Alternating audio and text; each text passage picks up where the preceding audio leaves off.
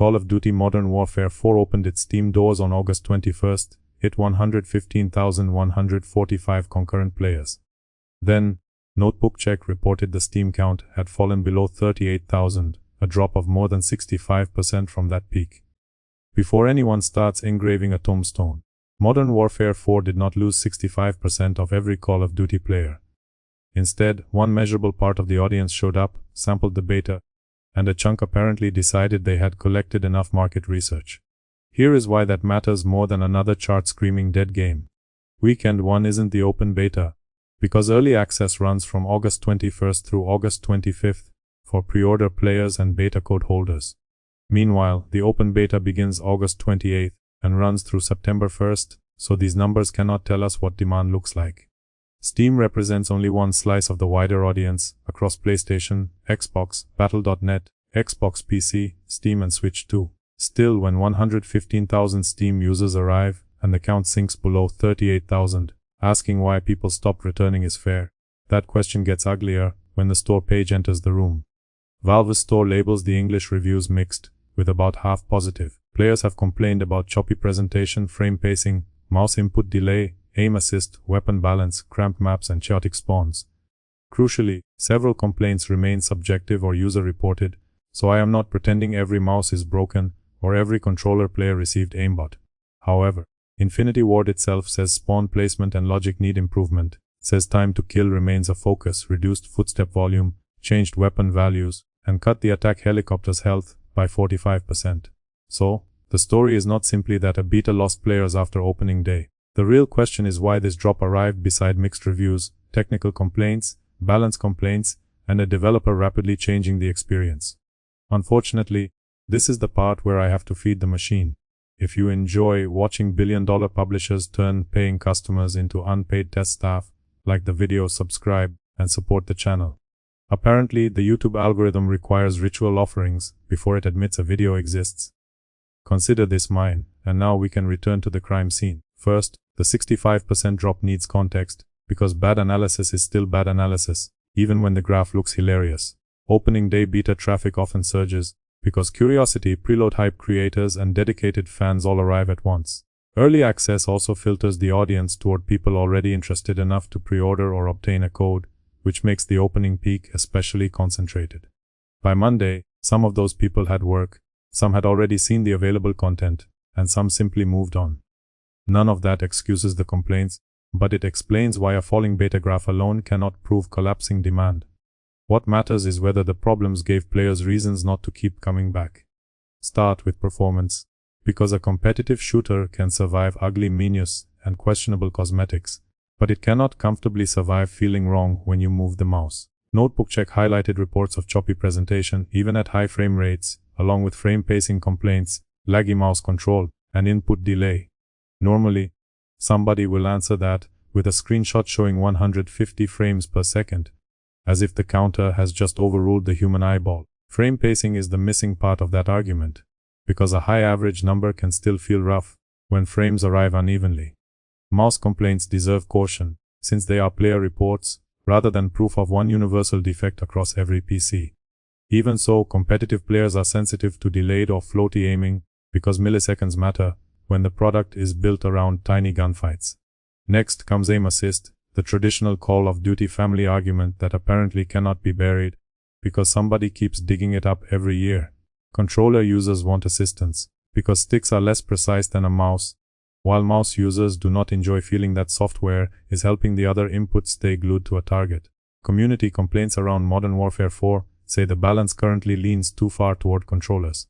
Importantly, that remains a perception claim, not scientific proof that every controller player has an unfair advantage. Yet, perception matters in multiplayer, because people stop enjoying competitive systems when they believe the rules are tilted against them. Maps create another problem, because Modern Warfare 4 is selling grounded combat, while several players describe spaces that become frantic once movement meets spawn logic. Smaller environments are not automatically bad, and plenty of Call of Duty fans prefer constant action. Nevertheless, cramped routes combined with fast movement can turn readable combat into repeated collisions, where somebody appears behind you before you process the last engagement. Infinity Ward removed the need to speculate, by publicly saying the team needs to improve spawn placement and logic across maps and modes. Specifically, the studio identified tight hardpoint spawns on Transit 2.13 and said improvements are planned for launch.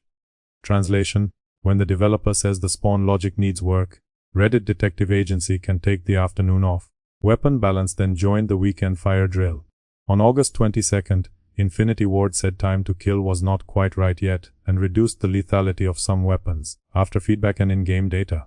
One day later, the studio said TTK remained a focus because some weapons were killing too fast. Among the changes, the M4 head damage multiplier dropped from 1.5 to 1.2. Elsewhere, the attack helicopter lost 45% of its health, which is not the kind of adjustment you make, because everyone agreed it was perfect. Nothing here proves the developers are incompetent, because adjusting numbers is literally what a beta is for. Collectively, the changes prove the opening build exposed enough balance issues that core combat values were moving during the first weekend. Therein lies the awkward part for Activision. The beta is doing its job, but that job is uncovering a fairly long list. Audio received the same treatment. Following day one feedback, Infinity Ward reduced how far enemy footsteps and gear could be heard and lowered their volume. Previously, that tuning gave players more audio information about approaching enemies, which can punish movement and reward waiting. Changing it quickly shows the team was listening, and credit is due for responding, instead of pretending complaints were imaginary. Conversely, rapid correction also tells us the original tuning was noticeable enough to trigger an immediate response. PC access adds more friction, although there is no evidence connecting it to the 65% decline. RICE8 uses kernel-level anti-cheat, while Steam requires secure boot and TPM 2.0, plus a linked mobile phone number and Activision account. Remember, when playing a shooter involved installing the shooter and clicking play. Now, some PC users can start by checking firmware settings before learning which rifle has already been nerfed. To be clear, blaming those requirements for the player decline would be convenient, dramatic, and unsupported. More importantly, the first weekend is still a paid or code-filtered test. August 28th changes the equation, because Weekend 2 opens access to everyone and includes Switch 2 alongside the other platforms. Provided the free weekend produces a huge Steam rebound, the current fall will look more like normal beta decay, plus a rough first impression. Should participation struggle after the barrier disappears, Activision has a more serious question about how much curiosity survived contact with the product. Until that happens, the correct position is not MW4 is dead. The correct position is that the Steam beta failed to hold anything close to its opening peak, while the store sat at mixed, and the developer acknowledged several areas needing work. Credit where it is due, Infinity Ward is actually using the beta like a beta. Rather than freezing the build and issuing a corporate poem about passion, the studio has been changing weapons, audio spawns, installation behavior, visibility and bugs while the test is live. Responsiveness is good, because nobody should complain that developers ignored feedback, and then complain again when developers act on it. Sadly, quick patches cannot erase the first impression that created the feedback in the first place. Gamers judge shooters by feel, long before they study patch notes, and a few sessions of rough aiming, strange pacing, frustrating spawns, or disliked balance can be enough to make them close the game. Marketing can announce grounded precision all day, but the player only experiences what happens between clicking spawn and getting deleted near somebody else's spawn. Ultimately, the strongest praise available right now is that Infinity Ward appears willing to fix things, which is useful, because the beta has supplied plenty to fix. This is where the story stops being funny for Activision.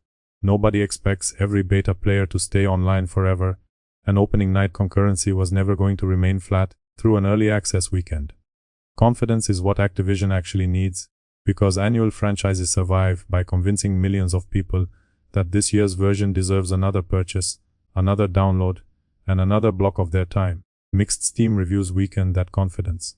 Maybe Weekend 2 changes the entire mood. Either outcome will tell us more than pretending today's Steam graph represents every PlayStation, Xbox, Battle.net, and PC player on Earth. Today we can say something simpler and nastier. Modern Warfare 4's Steam beta peaked at 115,145 concurrent players, and Notebookcheck later reported the count below 38,000. Measured correctly, that is more than a 65% decline from the Steam peak, not a 65% disappearance of the Call of Duty audience. Alongside that decline, Steam's English reviews were mixed during this check, Players reported performance and input problems, and Infinity Ward publicly acknowledged that spawns and TTK needed work. Why did the count fall so hard? Partly, beta traffic naturally cools after launch, especially when the first weekend is limited to early access. Consumption may also explain part of it, because some players finished the available content and moved on. Feedback gives us plausible reasons why others may not have wanted another session. Rough performance, control complaints, disputed aim assist, frustrating spawns, and balance that changed almost immediately. Evidence cannot tell us how many people left for each reason, so assigning neat percentages would be fiction. Activision now gets the test it cannot hide behind an early access barrier. Round 2 removes the pre-order restriction and lets everyone in. A strong return would show that curiosity remains healthy, and that the first weekend mainly exposed fixable problems. Another collapse would be much harder to blame on restricted access. Therefore, the next graph matters more than the first one. Anyway, that's all I've got for today. Go away now.